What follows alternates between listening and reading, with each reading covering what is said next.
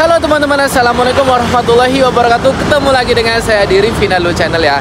Nah, buat sampean yang baru nemuin channel saya, jangan lupa langsung subscribe dan aktifkan tombol loncengnya ya teman-teman, karena di channel ini kita akan belajar bareng seputar usaha perkulineran ya. Nah, kali ini kalian semuanya akan tak ajakin nih di salah satu warung kopi yang ada di Banyuwangi. Kita langsung tanya-tanya aja kira-kira bagaimana teman-teman ya untuk awal usaha kok dia tuh milih warung kopi dan sebagainya. Tapi sebelum kita tanya-tanya sama ownernya langsung, kita akan review dulu ya teman-teman. Jadi ini menurut saya sangat keren sekali dan sangat nyaman sekali ketika kita mau ngangkring di sini teman-teman ya. Karena apa, ini juga kebetulan ada di pinggir jalan nih. Bisa teman-teman lihat parkiran sangat luas. Di sini juga ada parkiran dan ada yang outdoor, semi outdoor. Nah gitu ya. Jadi kita langsung aja lihat ini konsepnya. Mungkin teman-teman bisa buat referensi juga ya. Silakan ya, bisa buat referensi untuk kalian yang juga mau ingin usaha warung kopi. Nah, ini sebenarnya memanfaatkan lokasi yang kemungkinan ini kita lihat awalnya itu memang tanah kosong. Jadi masnya ini yang punya itu memang bangun ininya saja ini kayak batu bata ini ya, batu bata ini. Nah seperti itu ya. Nah ini untuk yang semi outdoornya di sini, kemudian untuk apa itu yang ini outdoornya ya. Outdoornya ini kasih paranet karena kita lihat ini juga bukanya mulai pagi teman-teman ya, nggak hanya malam saja. Nah, di sini juga semi outdoor.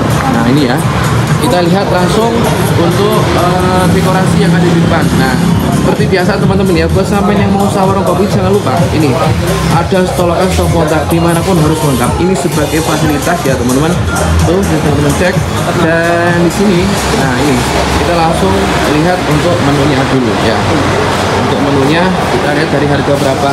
Mas mau lihat menunya dulu nggih? Monggo. Ini ya teman-teman, namanya apa ini? Sejak lama menanti teman-teman ya. Ini ada menu kopi, ada menu apa angkringan, banyak sekali ya. Nanti tas pilih teman-teman untuk menunya, menu dan lain-lainnya ya. Ini ya, sangat banyak sekali.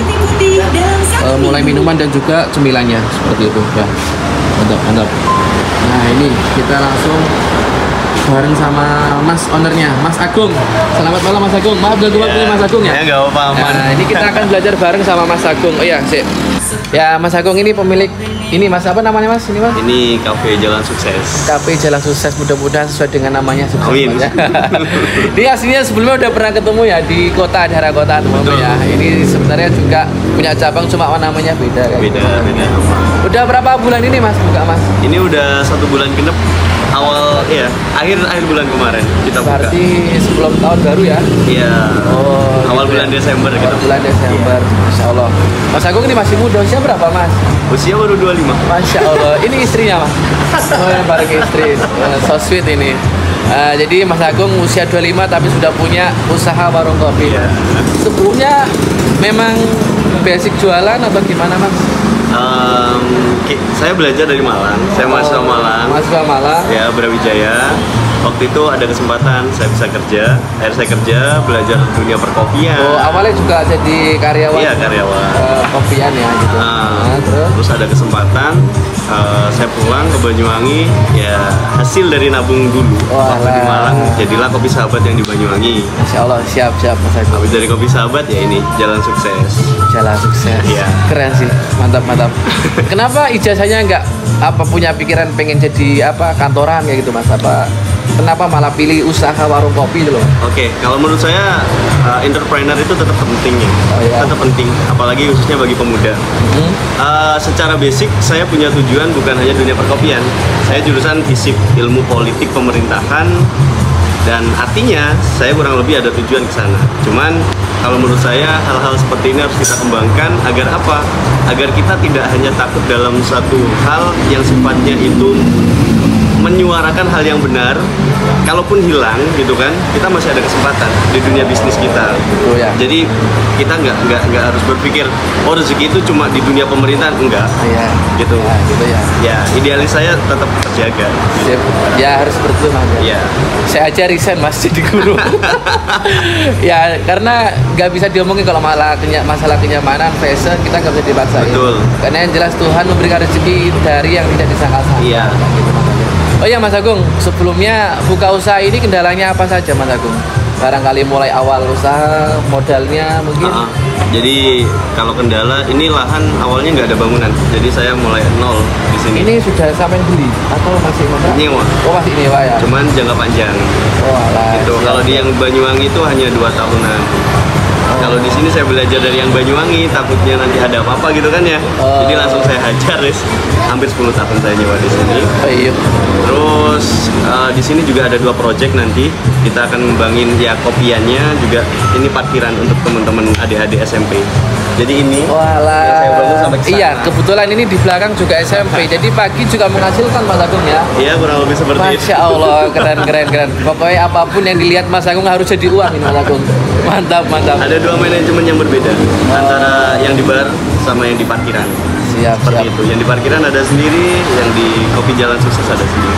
Siap Mas Agung. Kendalanya sejauh ini saya meyakini gini, usaha itu baru bisa kita tracking ya minimal 1 tahun lah, baru kita ngomongin bisa kendalanya apa. Ini hampir dia baru 1 bulan. Oh iya. Enggak, sebelumnya kan sudah pernah dikali di Banyuwangi mungkin. Yang di Banyuwangi itu, oh ya saya juga nyampein deh di sini. Oh iya. Yang di Banyuwangi itu nggak lanjut.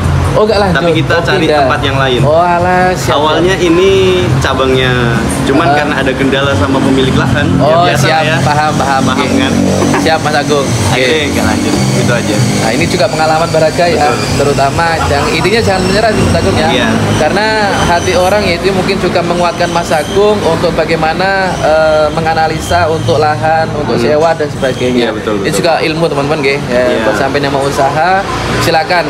Intinya kita harus dari bawah dulu lah ya. Iya. Sampai juga sampai nyewa sampai 10 tahun ini ya. Ini juga awalnya juga nabung juga kan gitu ya. Awalnya juga nabung. Dari sini ada menu-menu khusus nggak Mas sampean? Menu khusus nanti karena di situ ini menu yang tidak saya tampilkan memang agar barista saya, karyawan saya itu membiasakan untuk ya komunikatif sama customer. Kita ada menu andalan yang biasanya dicari sama orang-orang, namanya ketan kirip. Oh iya, asli Banyuwangi lah ketan kirip ini teman-teman. Ya asli Banyuwangi teman-teman, ketan kirip. Kenapa kok milih ketan kirip Mas? Pertama gini, saya punya misi bagaimana caranya kita dongkrak perkopian Banyuwangi, juga makanan khas dari Banyuwangi juga. Terus kedua, karena jarak, akhirnya banyak menu yang handmade kita buat dari rumah. Rumah saya di Belimbing Sari sini Mas. Oh gitu. Iya ya, jadi saya nggak takut untuk nge-display itu. Siap. Terus terlepas dari itu makanan khas Banyuwangi yang saya juga ingin memperkenalkan itu ke teman-teman seusia saya, adik-adik saya. Kita punya makanan khas, namanya ketan kirip. Siap. Oke, Mas Agung, mungkin terakhir Mas Agung. Kira-kira ini kan buka dari jam 9 ya. Jam 9 ya pagi ya. Jam 9 pagi. Sampai jam berapa Mas? Sampai jam 1 malam ya. Ayo. Kira-kira omset sampai berapa Mas? Buat penyemangat ini teman-teman. Omset per bulan. Anggaplah kotor lah gitu ya. 40 lah. Wah itu teman-teman, usia masih 25 tahun, keren Mas Agung ya. Ya ini teman-teman jangan pantang menyerah intinya Mas Agung ya. Iya betul. Meskipun kita masih muda jangan gengsi lah kalau mau usaha. Gitu Mas Agung, ada kata-kata buat ini pemula-pemula yang juga pengen usaha Mas Agung? Kalau terakhir kata-kata dari saya, kata-kata hari ini Kata-kata hari ini. Bener kata Masnya tadi.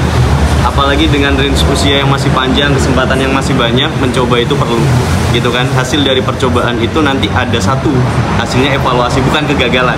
Siap. Saya meyakini seperti itu. Gagal kita coba lagi, gagal kita coba lagi. Anggaplah bahwa kegagalan itu menjadi proses awal kita, ya apa proses hasil evaluasi kita. Orang bisa dikatakan pengusaha ya karena mengusahakan. Kalau tidak mengusahakan ya bukan pengusaha sejati. Betul. Dan saya meyakini bahwa legend is never die. Legenda itu tidak akan pernah mati. Begitupun juga kaum pemuda harus memiliki hal-hal yang sifatnya ya ke depan apa yang bisa kita lakukan. Siap. Terus berinovasi Mas Agung. Terus berinovasi. Intinya teman-teman ya, dari yang tak simpulkan dari Mas Agung, sebenarnya nggak ada kata gagal. Yang ada tuh menghabiskan masa gagal itu sendiri. Karena Betul. apa ya? Kalau orang gagal tuh otomatis nggak mau lanjut, intinya gitu. Ya gitu ya teman-teman. Semangat buat teman-teman yang lagi berproses juga kayak Mas Agung dan juga saya juga ya, ini juga masih muda loh. Ya semoga tak doain semuanya sampai sukses dan terus semangat. Jangan lupa yang belum subscribe langsung saja subscribe di Rifinalu Channel. Semoga bermanfaat. Sampai jumpa. Matur nuwun Mas Agung ya. Oke, Sukses terus dan teman-teman semuanya.